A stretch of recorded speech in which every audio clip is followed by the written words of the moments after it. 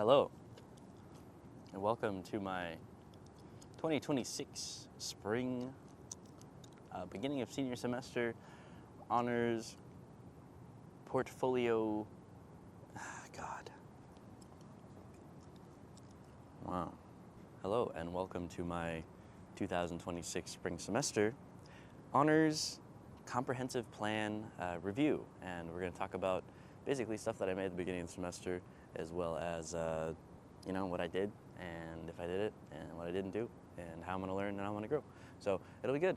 What we're going to start with first is the original document that I'd submitted at the beginning of the semester for all of my goals, what I wanted to do, and how I intended on doing it. And then throughout the video, we will detail through this video along with some other photos and some other videos and stuff, basically whether I did what I said I was going to do and what kind of lessons I learned along the way. Let's get into it. Okay, so to recap, I'm going to go through my original signed document that I submitted at the beginning of the semester that said some stuff that I wanted to do. And this semester was some hard goals on purpose, some stuff I didn't think I could be able to do. So let's take a peek. There's 3 sections, long-term, educational, professional, and life goals. Section 2 is the semester plan for new learning and experiences. And Section 3 is the plan for the final comprehensive report.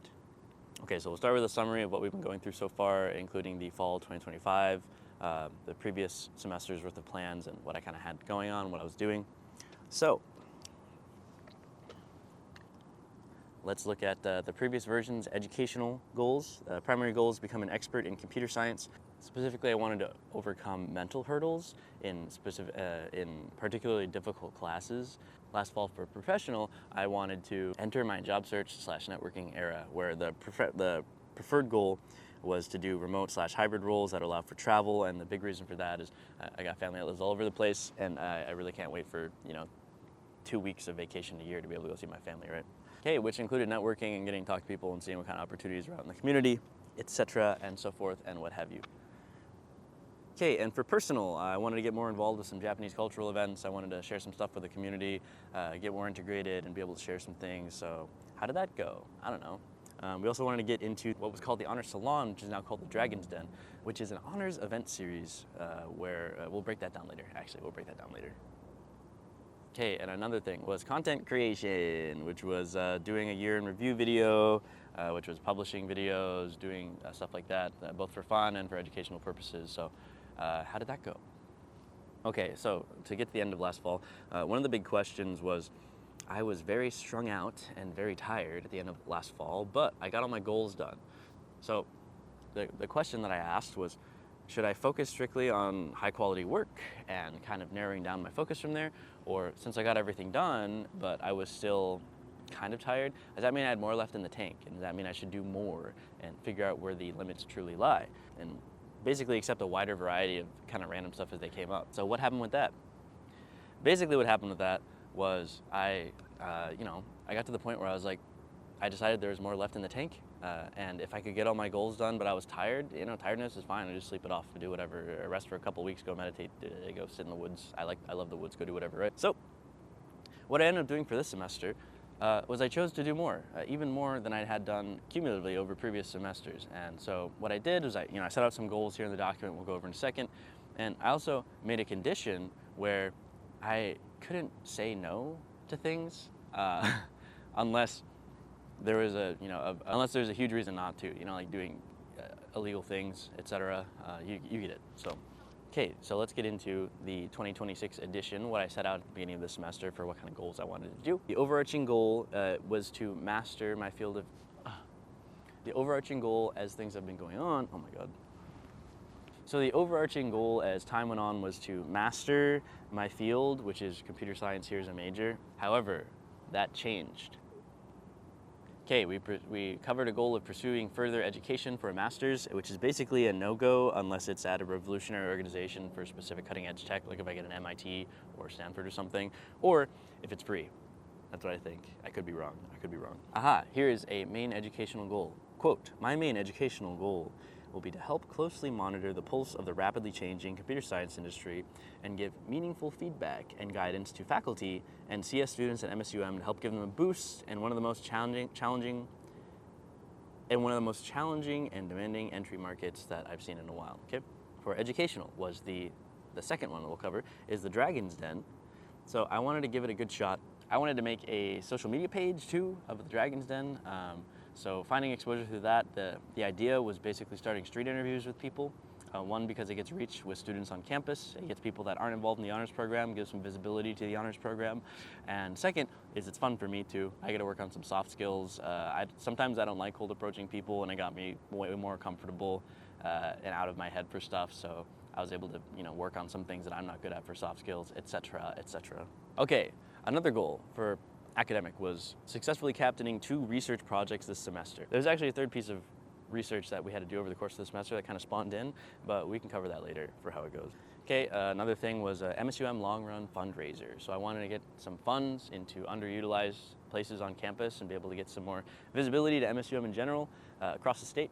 And that was pitched. There were some things we'll touch into that, and we'll see how that went too. Okay, for professional goals, I wanted to continue being mentored. So I have 2 mentors that exist right now. One, his name is Tom, and the other one is Irene, and they're both people I worked with previously in the tech industry, one might say. And they're super valuable in different ways for how they pushed me and how they gave me advice. And so for that reason, I wanted to stick around them, and I wanted to be able to get their advice as I progressed through, making tougher decisions through my senior year. But I also pulled on some random mentors too, just through, I don't know, habit or sheer luck or brute forcing or something. So I'll tell you about those other 2 mentors as well. Second professional goal, continue fighting for areas of work that either afford me freedom or passions. It's pretty clear that people that are intrinsically motivated are going to do much better in any field than me if I'm not fighting for the intrinsic motivation. I'm just doing whatever carrot is put in front of me or whatever paycheck. It's very clear that I get gapped very, very quickly by people that very intensely care about their subjects. So same rule applies to me. If I'm not super interested in it, if I'm not skilled at it, if I don't naturally want to progress at it, why the heck am I doing it at this point, right? Third professional goal was continue job search and networking. So we got a couple of those things done. Networking is kind of I really don't like the term, but we can cover some kind of a different way that I approach networking now. And I feel like it's a lot less intimidating, a lot less scary than they make it out to be with these networking fairs and all this stuff. Okay, so now we'll move on to personal goals. So personal goals are things that I set that have to do or maybe have not to do with university per se, but they're things that are important that I cultivate anyway. So we'll cover the 2 phases that I kind of hover in between that I've identified. One is kind of a withdrawn or a contemplative phase, and the second one is kind of a do everything, say yes to everything, try everything, and then fail on purpose, and then see where the feedback lies phase. And we'll cover kind of how those work, where I'm at with that right now, and what I'm learning. Second piece of personal goals is to continue to identify and cultivate current strengths. Third personal goal is to continue with Japanese immersion and cultural exchange. And the fourth personal goal was to figure out what summertime means to me and how I should spend it. It was a blank slate, really, and there's a lot of questions hanging in the air, so what did I figure out along the way? Wow. So the plan for that is track the above goals according to their respective proposed metrics, follow up, document, and show successes and failures, add in additional lessons learned that were unexpected. So, I'm gonna dig into each little goal here and hopefully give some good observations, videos, pictures, etc. for whatever happened. But first, it is 12:53 and my class is at 1, so I gotta set up somewhere different on campus whenever I start talking about my stuff. So I'm gonna switch scenes. I don't know how long this will take me, so if you need to peace out at any point, you can just peace out. Okay. Okay, so let's start with a laundry list of things that I've completed over the course of this semester, according to my metric of all the goals that I set, and also having the additional conditional of not being able to say no to anything that was pitched my way. So we started with 6 classes, and I ended up having 10 classes. We ended up having 2 forms of research that blossomed into 3 forms of research. Ended up having 0 student organizations and got involved with 2 orgs as an advisor, and ended up actually reviving some and doing stuff like that. What else? Started with 0 jobs, and now I have 3 jobs. What else? Was doing all of my training by myself, and now we have a run club and a group of young men who will be running their first half marathon at the Fargo Marathon at the end of this month. Okay, so we'll start with educational goals. So in educational goals, one of my previous things was to master computer science and become an expert in it, but that has basically changed. So I realized as I was attending here that computer science is a mile wide and also like 500 miles deep, and it's literally impossible for me to learn everything while I'm here. So I had to accept that some of my classes I will just do my best, and sometimes doing my best is just flashing just enough to be able to get the homework done, to get the midterm done, to get the final done so I can get a B or an A, and then keep the textbook and then just know that I can come back to it later and read it. So the initial ego of wanting to master things has kind of just boiled down into accepting that there's some things that I'm better at and that I really like about computer science or tech, and there's some stuff that I just have to be able to tolerate and get through and just have a shallow understanding, and that's okay. Because if I need to use it later, I can always come back to it, and it's easier to do that. Okay, on further education, such as master's degrees and PhDs, my personal stance right now is the same. I really shouldn't pursue a master's or a PhD unless it's at one of the best unis in the world that is actually doing research, or unless I get it for free at a lower ranking university, because it's just really not worth the cost, specifically in tech, because tech, if I need a master's degree, that would be mid-career for me, where I would already know most of the stuff anyway, and I would need the master's degree on paper just to be able to get to a higher level within a big company. So for now, I think I value experience more than the cost of investing into a degree that I don't know the return of. So my stance on master's degrees is exactly those 2 things that I just mentioned. My main educational goal we can cover now at MSUM, which is taking whatever is going on outside, computer science, software engineering, AI, everything is changing so quickly, and universities always lag that growth and lag that change in the outside world.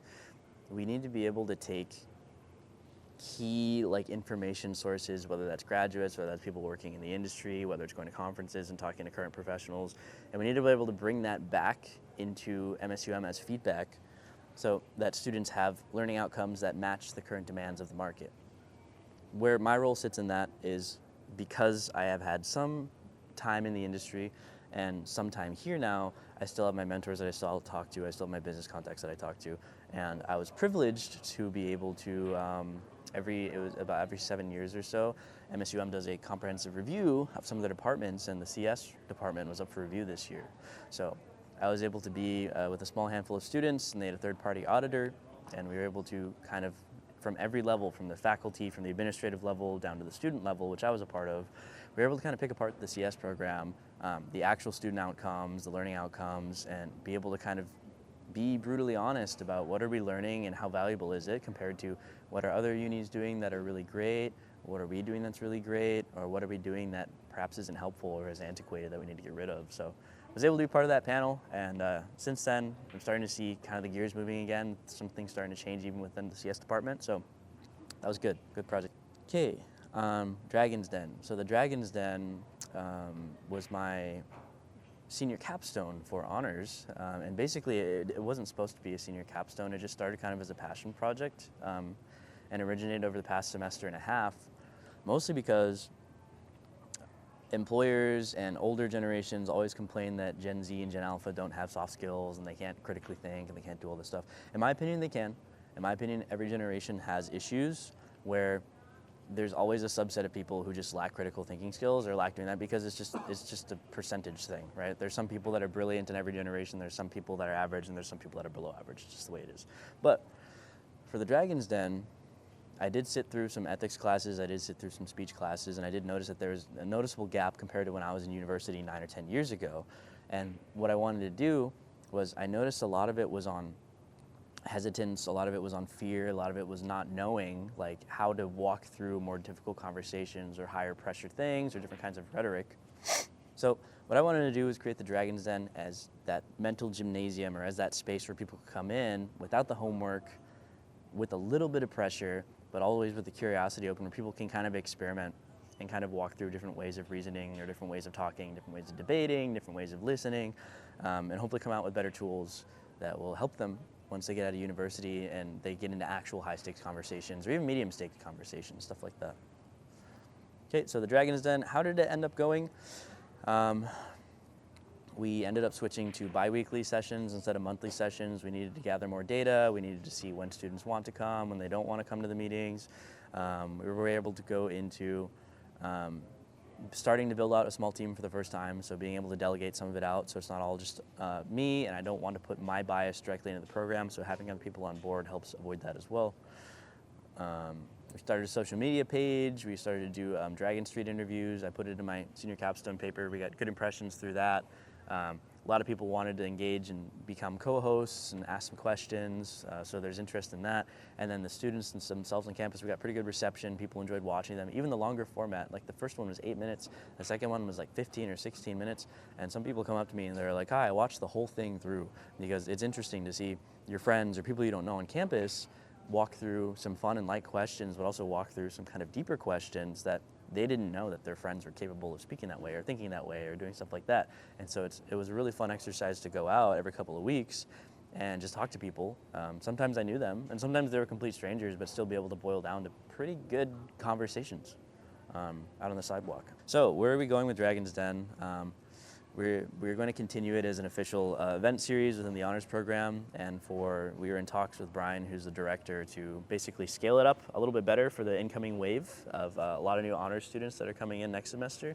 So we're going to increase the marketing, increase the exposure, try and get some more facilitators in, and hopefully it'll be a meaningful contribution to MSUM that'll actually help students. All right, and on research, I'm sitting with a fellow researcher here, actually.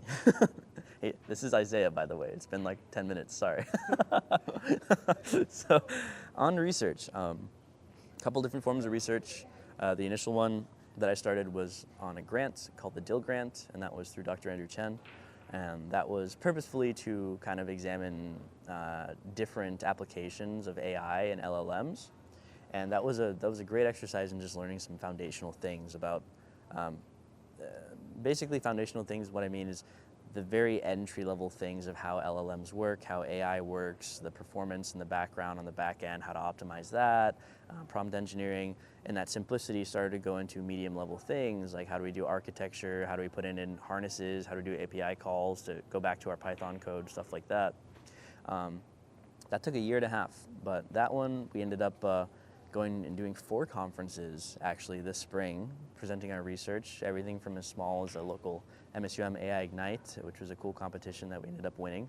And then the biggest one was NCUR, which was in Richmond, Virginia this year. And that was a national level conference where we were able to set up our poster and present. So great opportunity. The second form of research that I did was in the CSIS 494, his undergrad research class, and that was an applied version of the initial AI that we did under Dr. Chen, where in this one, we were trying to work directly with local school districts to design. The simplest way I can put it is the problem they have with AI is that it's connected to the internet and they need to be FERPA compliant, so they can't afford to leak sensitive student data. And what we were trying to do was implement a local version of AI by creating everything custom for them in a way that was secure that they could use. So it functioned both as a way of helping the community as well as potentially having a startup because it's our intellectual property. And that is wrapping up very nicely. We're gonna have a demo on Monday I was the project manager for that. I worked with the engineering lead, who's Natoli. He's a great guy. And we managed a team of 8 researchers over the semester. It was a good experience for me to kind of like lead a scrum, do some agile development and kind of get that real experience, as well as, catch lots of failure points within there too. If people are busy, they have different schedules. We need to do asynchronous meetings instead of doing traditional sit-down meetings. I need to ping people all the time and kind of like herding cats at some point. So at some points they would really come through and do it. So I had to learn how does workflow change amongst different levels of experience, different generational things, different workloads, and how do I catch all during basically like a hybrid work environment? How do I manage that was really interesting. And the third form of research was actually a surprise. So I didn't know that I had to do my senior seminar until like a month and a half ago when I was talking to my advisor, and he was like, when are you graduating? I was like, am I still on track to graduate next fall? and he kind of like paused for a second, and he said, if you're going to graduate in fall, you have to join senior seminar like right now. We have to get you an override, and you have to present research that isn't attached to the current research that you're doing. So I joined and had essentially 5 weeks to create several papers worth of research, do an annotated bibliography, and kick out something. Thankfully, I was able to do that, so I can graduate in time. But yeah, that was a tight deadline, to be honest with you. That was a lot of things that I had to put together.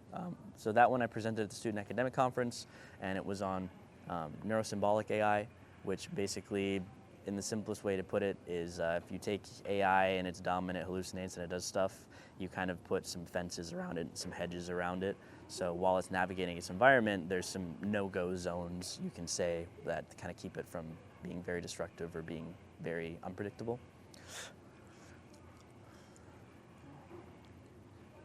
Okay, so on successfully captaining these research projects this semester, my initial goal was to do the two. The first one, the Dill grant, was very well done. We submitted a full research paper just a couple days ago on that for the funders of the grant to review. I think that was a good success. It was a good precedent for the uni, since we haven't done research of that scope in the CS department, as long as I know, for at least 20-something years. The second one, the CSES 494, I'm gonna be honest with you, that was messy. I'm gonna be honest with you, that was really messy, but because it was messy, it gave us a lot of opportunities to just constantly figure out, like, what are we missing? What is the disconnect with the students? What is the disconnect with the workflow? It cannot keep piling up to the top. It has to be spread along the bottom. Like, the middle and the bottom layers have to be connected for people doing work. So that was a good exercise in dealing with frustration, dealing with inefficiencies, and how to do it. And I'm very happy to report that I never crashed out. I never called anybody out. I never did anything like that. Every time it was just gentle but firm, sometimes firm if necessary, calls and probes to figure out who needs what, and then just putting in those supports for people so that they didn't have that much extra room to waver or to not know what they were doing. You just build these supports around them, so it's kind of impossible for them to fail, which was really cool to learn. And then the third form of research, honestly for me, it was a good exercise in applying what I knew, but it was a pretty low layup for me because I already had done it before, and I just needed to kick out something for the Student Academic Conference. So it was a proof of concept, really, and it wasn't that complicated. So, okay. A key failure I can report out on my educational goals. One was implementing and getting a MSUM long-run fundraiser approved. So the scope of this was going to be to start in Duluth, Minnesota, and get a pack of people together on a continuous relay-based run, basically. It'd be an ultramarathon where they would run roughly 250 miles from Duluth back to Moorhead, and we'd put this huge scope into the project. We'd have all sorts of marketing teams from MSUM dug in, and we would include student departments as their own individual capstone projects that students who were willing could participate in. So you could have the exercise science students get into like a care support van. You could have the marketing students and the digital advertising students take over the social media, make sure social media, videography, and the photography students come and document stuff. There's a lot of room for doing that. However, that one I got the initial documentation out, I got the initial proposal meetings out. However, I hit a choke point with getting it pitched to the foundation, where there was a couple, the key points where I had to have lower levels planned if we couldn't get that top level executed because of the liability. I had to have like less ambitious things like, oh, can we just do it here in town? What are the logistics of doing it here in town? And I just didn't make the time to create all of those extra plan B, plan C's. And so it got congested there because I didn't have any follow-up answers to what if that plan A can't happen. So it never got pitched. Can it be pitched still? Yes. Will it happen in the fall? Maybe, maybe not. But if it doesn't happen with the entire backing and funding of the university, it's still like I run all the time, so I can just put together a team of lunatics and just do it and document it because I have the gear anyway. And I did have some good conversations behind the scenes with some people who would still help support and document that were MSUM faculty, staff, etc. So it still could happen, maybe. It depends on how much energy I put into it over the summer to make it come to life. All right, we got one of 3 sections done. let's talk about professional goals. So one is to continue being mentored. I was able to have calls with my specific mentors this semester. So Tom and Irene. Tom is very slick in tech, very, very corporate, but he's very, very calculated and kind of quiet with how he does. So he was pushing me really hard towards specific things, specific frameworks with AI, specific math I had to learn, and talking about, money. The money is really important. Everything is really important for the money. And then I ended up talking to Irene, and Irene lives on the West Coast. She's almost retired, super lavish, Silicon Valley lifestyle, and she's very aggressive. She grew up on the East Coast, so she's got a really New York accent, really strong way of talking, and she gets every single goal done, which is what I like about her. But we had the same conversation almost, where I was like, there's some things that I'm really good at, I'm working on, and computer science is going good, but yeah, the market's kind of hard right now to break into. And both of them were basically just get a job, make a crap ton of money, and it's all about the money. And for me, when I had those calls, they just kind of the words kind of hit me and they just fell off, because I was like, what do I need the money for? Because I don't make a bunch right now, but there hasn't really been any times over the past year and a half where I've been like, wow, money is my primary concern. Money is the first thing that I need. So it might be naive, but the advice was I remember it, but it didn't get instilled into me, because I'm still having really good experiences and opportunities in my life with the current amount of money that I'm making. So I don't know, how much I need to scale into that money realm. Obviously, it'd be great if I didn't have to work and do anything like that, but I also don't dislike the work that I'm doing right now. So maybe it's cope. I don't know. We'll see. We'll see what's going on. There was 2 unexpected mentorships that I got. So one was from a guy named Alfie, and he runs a social media account down in Australia. But I followed him for a while because he's really good health and wellness and cool stuff, and he's really balanced, and he's not a terrible businessman. He's really ethical with what he does. And I ended up joining a New Year's resolution, kind of be more active, do whatever group, and I got a part of it. And one day he was like, hey, does anybody have time for a call? I have open time. And I just said me, and nobody else volunteered, so I ended up calling. And he runs, I run. He was really impressed with how much running I did, and how much I changed over the past year when we had our call. And obviously, I have a ton of respect for him too. So we had a really good call, and we ended up doing 2 more subsequent calls after that, and it wasn't paid and it wasn't coached or anything. So that was a cool organic interaction that ended up coming up. And the other kind of quick consult that I have, I can't really call it a mentorship, but there's an ultramarathon runner that lives down in Rochester. His name's Nick Steele, and he's 24 or 23. He's a pretty young guy, and he is going crazy. He doesn't have a big social media following. There's only 7,000 or 8,000 followers, but he's running 30 100-mile races this year, and he's insane. And his whole story was, he was a raging alcoholic basically, and then he just started running, and then just something changed in his head. And I can get behind that. When you do these really long distances, something changes in your head that lets you get so many things done that you didn't think were possible. And so I wanted to call him because I was trying to get ready for, potentially this MSUM fundraiser and the long run fundraiser, and running distances that I'd never ran before. And so, after I sent him a message, after about a week, he responded, and we were able to set up a call. I called him for half an hour. He was on a run. I was at the gym. I had my earbuds in, and I asked him everything about nutrition, gear, shoes, mental, when do you walk versus when do you run, how do you pace out your workouts, all this stuff. And maybe I'll link it up here, but we were able to have a really good conversation. And that was nice. That was a good bit of information to have in the background too. I have a buddy that, his name's Sebastian. Maybe I'll put this up here in the chat that with him too. He historically did these long 250-mile ruck fundraisers. He's military, and he did stuff for the Navy SEALs or whatever like that. So he was a really good resource for nutrition, training, gear, stuff like that too. So that was another resource that hopefully I can pull in for being able to make some good decisions for if we have to have people actually going out and doing these ultra distances. Okay. All right, next point.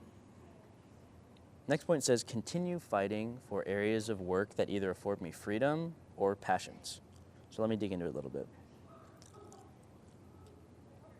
So I said that work truly doesn't feel like work when I'm doing something that I'm passionate about, which still holds true. Because if I do something that I care about, if I'm helping coach students into the first half marathon, if I'm making some content with friends, if I'm doing something like that, the time element doesn't matter. I'm not watching the clock, I'm not thinking about how much am I getting paid and stuff like that. I'm just worried about making the quality good and then having good quality outputs, which is really rewarding so far, because there are so many jobs that I had in the past where I was just watching the clock and I was just waiting for work and just slogging through. 1 hour would feel like it took 5 hours to get through.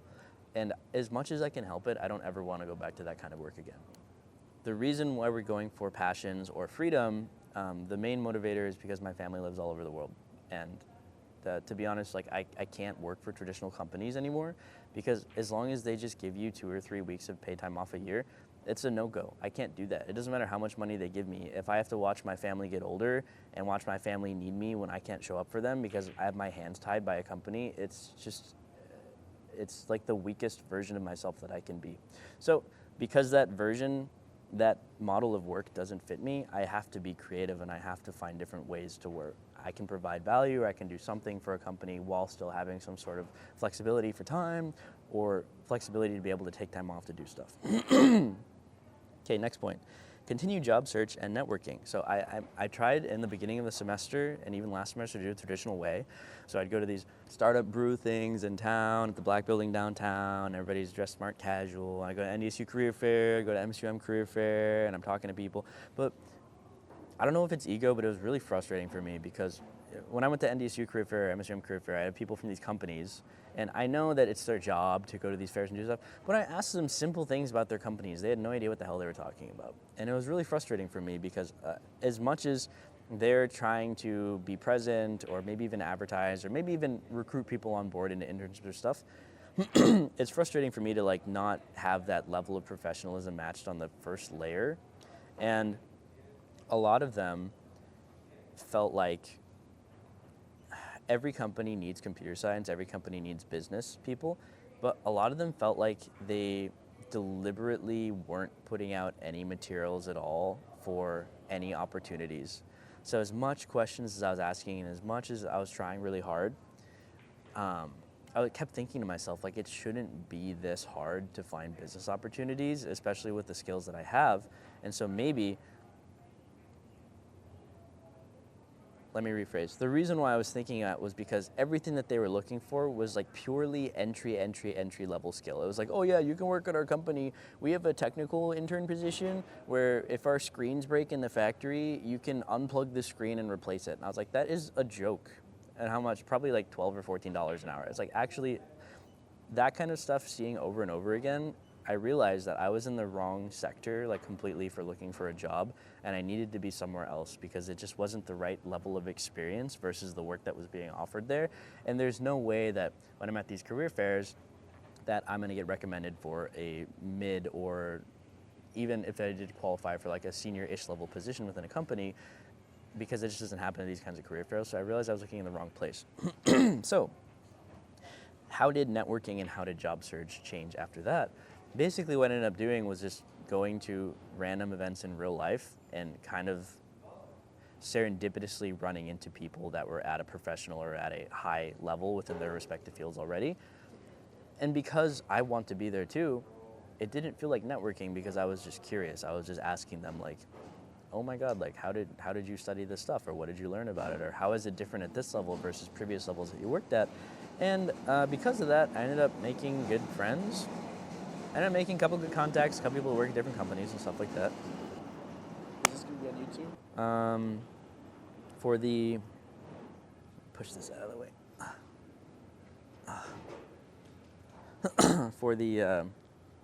But for the rest of the job search and networking, I really didn't want to go through all the online walls of just breaking over and over and over again and sending out applications to all these companies. And so I started just talking to people in real life that I knew were already in fields or in respective areas that I wanted to be in. And thankfully, that ended up making some pretty good connections where I ended up getting an offer I'll talk about later for a job. Okay, I'm on the last section.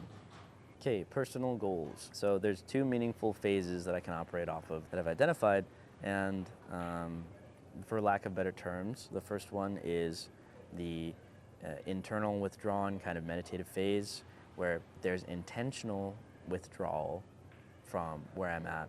So anything that's not completely necessary, anything that's not the most important thing, I just say no, and I just focus on a couple of things, reflecting, pulling the best information to make new syntheses, making new plans, breaking out the plans in tangible steps. It's all just like sitting, thinking, planning, kind of what am I going to do next. Introspection, humbling myself, admitting mistakes, focusing on strengths, et cetera, et cetera. And then the other phase that we'll go into sometimes is the do everything and say yes to everything phase. So radical acceptance, tons of unexplored areas of expertise. If I don't know, I will learn, like trying to get rid of all that fear of being underqualified, not knowing, stuff like that. So, hey. So there's really long days, really long forced time frames to accept things, really, really locked in deadlines that I can't procrastinate on, where I just have to publish things, I have to output. And that keeps me from I kind of just like will waddle sometimes and just like stay in the same zone, never output stuff, and I have to get better at it, so. There's a lot in there. Okay, so the purpose of this go and try everything phase is because I'm afraid of failure, like, to be honest with you. I'm afraid of failing. I'm used to being good at stuff. And sometimes I just don't push as hard as I need to. And if I fail, sometimes I give up too quickly. So the purpose of this is to, get more comfortable with that and to be able to be okay with pushing things out quickly, iterating upon it to make it better, letting it be out there and exist instead of always having things inside my mind and not like actually getting it out there, And then the cycle continues from there. So it goes from that first phase, think, plan, do, withdraw, say no to everything, and then go and do everything specifically so we can try. Like, all of the theory is there, but what's the point if there's no practice? So the practice is exhausting yourself for a limited amount of time, doing the best you can within that window, taking all that experience and condensing it into your next phase where you withdraw and you make new syntheses from that. So this semester was that second phase. This semester was the say yes to everything, go through everything, and see how it goes. Okay, so continue to identify and cultivate current strengths is the next goal that I had. And it took me a long time to realize that I want to be professional. I'm already professional at a lot of things. I never realized that before. Like, there's a lot of things that I have a huge amount of skill for, that have value, that people ask for, that people want to become friends or become business partners, something like that. And that is the thing, is I need to be able to play off those strengths. Because before, I always thought I need to learn more, I need to do more, and then I can get the job, and then I can do it right now. And I am doing it right now. I got a job a couple weeks ago. That was a really cool realization, is I always thought that there's this curve to get to the top. I need to qualify for this and this, but there's entry at every single level of skill, deliberately for a reason. I just needed to find that entry point for where I was at and still keep trying to punch up above that. Okay, one is continue with Japanese immersion and cultural exchange. And I'm happy to report that that is something that was really good. So I went to the majority of the lessons at the Moorhead Public Library this year. I ended up bringing a couple students with me while I was out, and ended up having a pretty good relationship with Mika, she's a government-sponsored employee from Japan. She came here specifically to help spread culture and do stuff like that. Hello. I'm recording for a honors thing. Portfolio. You should know. No, but what is it about? Man, good luck. Thank you. Good luck. All right, so, and from those Japan Club connections, we were able to actually have them come help out with one of our major events here that we had. Ja-ja. And there's extra connections in the community that we were able to cultivate through that too. So being able to take what we want, the theory and the practice, bring it out in the community, get the resources, actually build the relationships, and be able to bring back and contribute in a new way was a really cool experience. And from there too, I decided to take some brains. So, that group has been studying together for 5 years, and I realized a couple months ago this semester that a couple of the people who've been studying for years didn't understand very, very elementary Japanese concepts. So because of that, one day I took a marker up to the board and I said, do you guys understand what this means or what this means? And they said no, and I showed them. And a lot of people in class had like that aha moment where I never knew, like, that's how that worked. And so from there, they started calling me Kai Sensei, and I had the opportunity to start teaching alongside Mika, and she would explain things through the Japanese lens, and I would explain things through the American Japanese lens in a way that was palatable to the English learners, because there's so many nuances in conveying the meaning between language that sometimes a native speaker that's Japanese is helpful for Japanese, but is not helpful for transcribing to English. So I was able to help fill in and be able to connect concepts, and that was a really cool experience where I could show that I had strength, because I always put myself down. Like, I don't know the professional level Japanese, I don't know everything in Japanese, but that's where I have that, because I'm half Japanese and half American, that's a unique path that I was able to cover to give value to people, which is really cool. Okay, and then the big one, figure out what summertime means to me and how I should spend it. So a couple months ago, I was worrying like every day, like, this is my last summer. I know adulthood most of the time. If I just get on the treadmill, if I get in the rat race, I'm just gonna be at a company, I'm just gonna get a couple weeks off a year. And then there's other opportunities outside of that, of course, but I really value time. I really value time now way more than I value the money or the things or the professional titles or how much power that I have, because time is what gets me all of the experiences with my friends, my family, my community. Time is what gets me the opportunity to try my hobbies, to work on things that I'm masterful at, and work towards mastery on things that I'm not good at. And that's what I wanted. And now that I have this opportunity of time, several months off in the summer, I kept thinking of like, oh, should I go for a tech internship? Should I try to break into software engineering? Because I don't have anything on my resume for software engineering. So I was thinking, like, but why would I want to spend 2 or 3 months of my summer at a company in a junior dev role when I know I can already do that, but I just need it for a sheet of paper and the pay isn't that good? Like, why would I go do that when I can do anything else?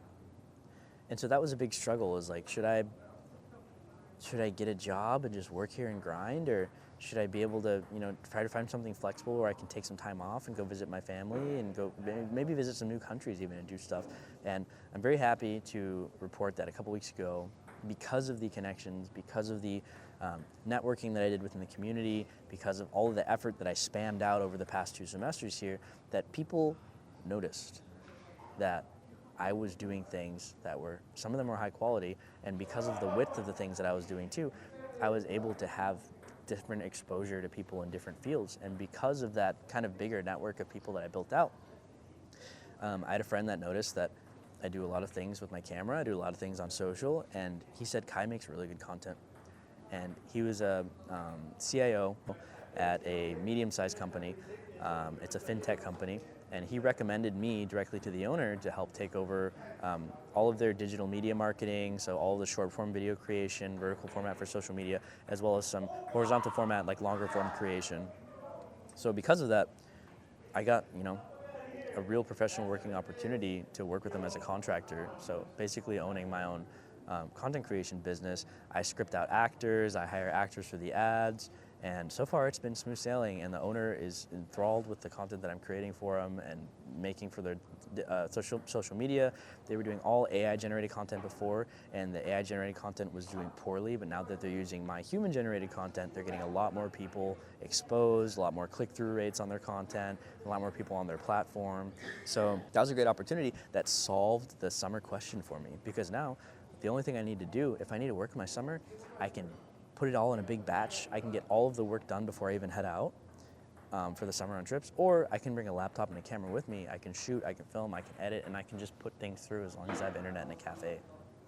And that's a tremendous reward. And whether that lasts for a long time or not at that specific company with that contract, I don't know.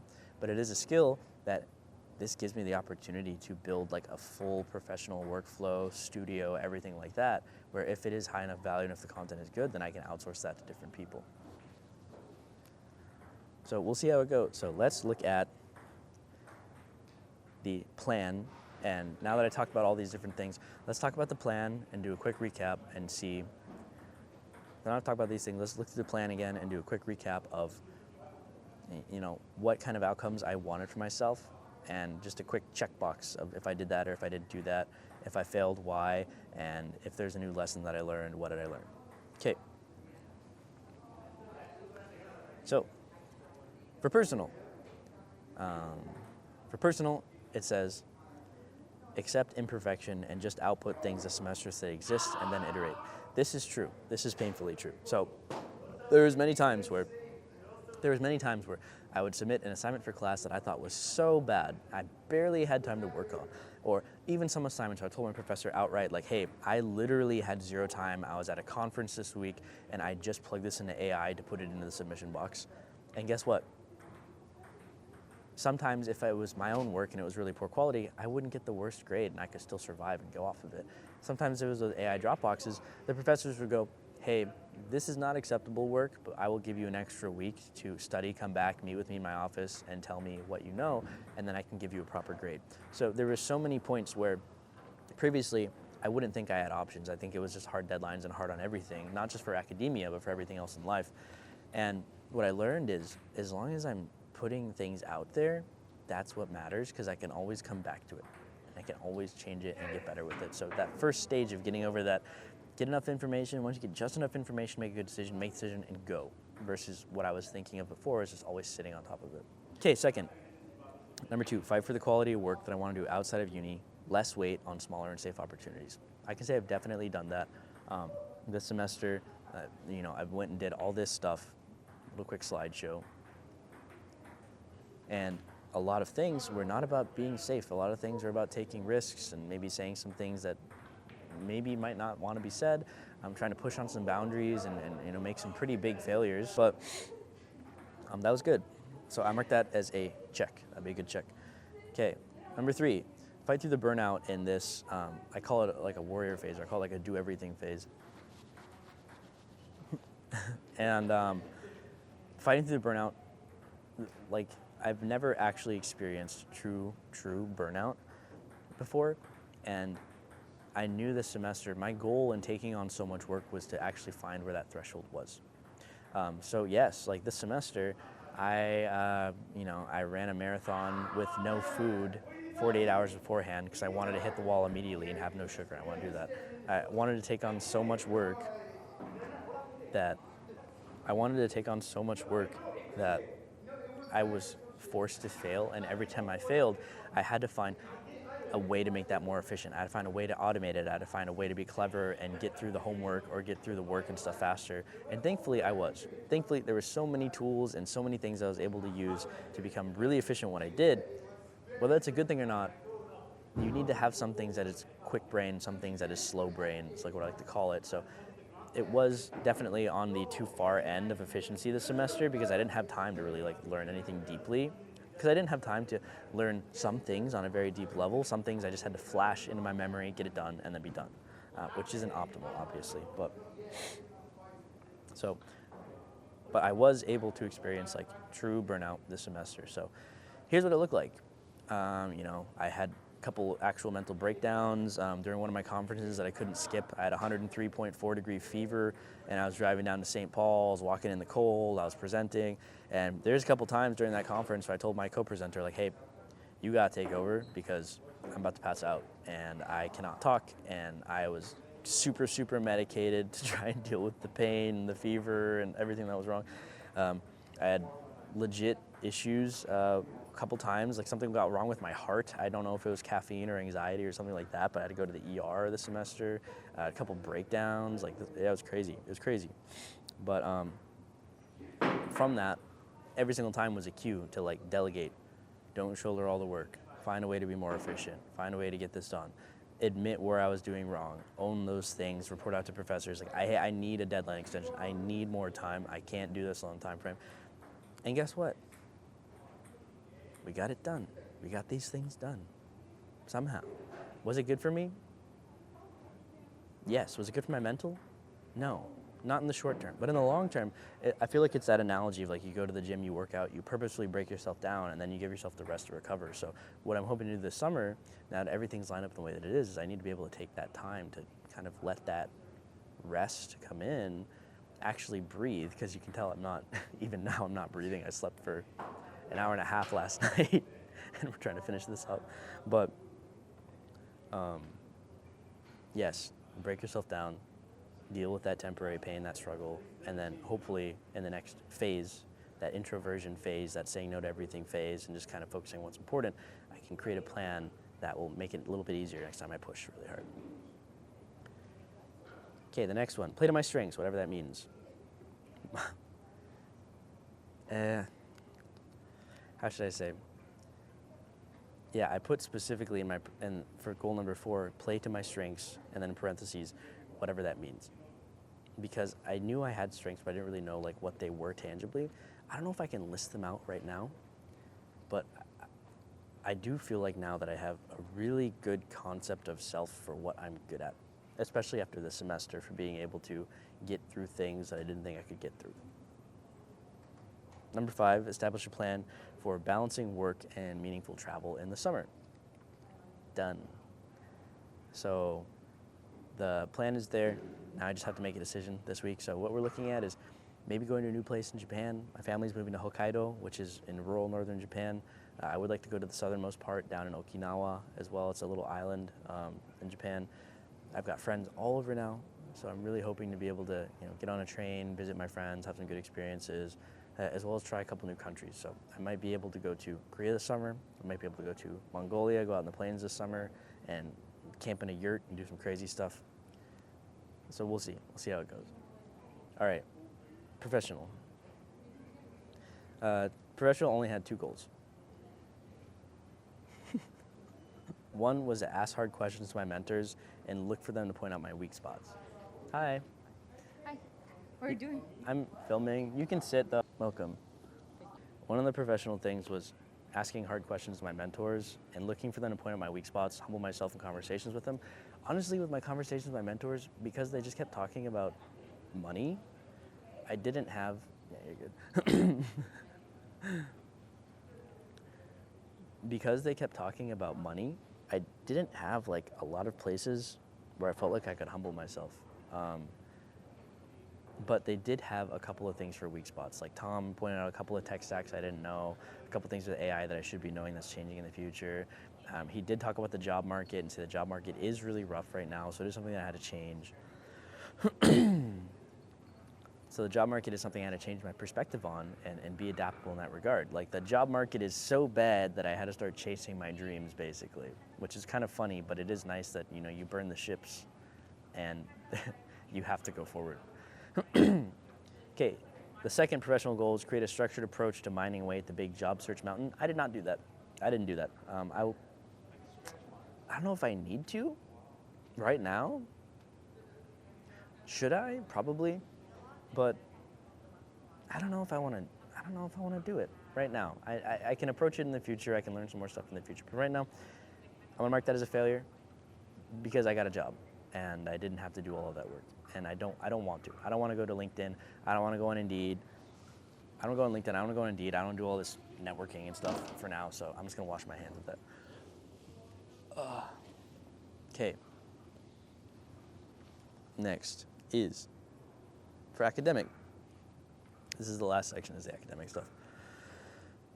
Lock in a timeline and a strategy for graduation based on research and feedback from the job market. So I had this floating goal of like I needed a job to be able to graduate, because why would I graduate without a job if I have 3 or 4 semesters of free tuition credits left over?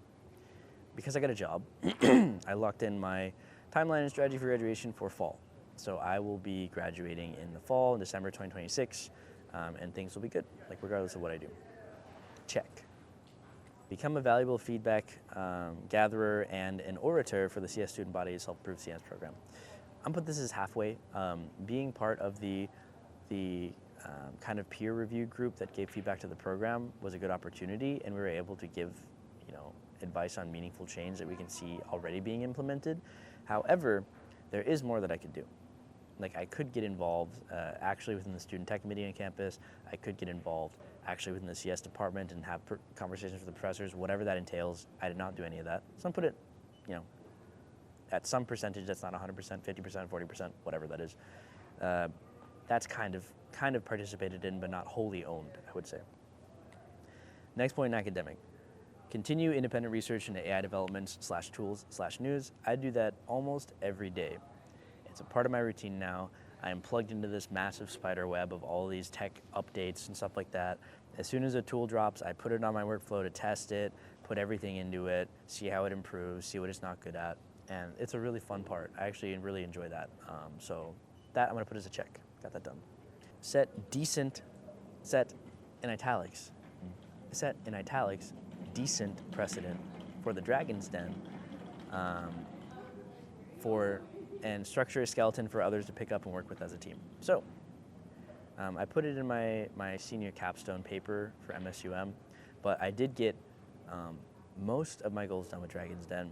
The attendance was most of my goals done for Dragon's Den, minus a couple key important ones, but all of that was tracked, reported on in my senior capstone report, and I do have a plan for next semester for working with Brian Yost and being able to get some more exposure, as well as kind of continuing building out the scaffolding for the event to make sure it's good quality for students.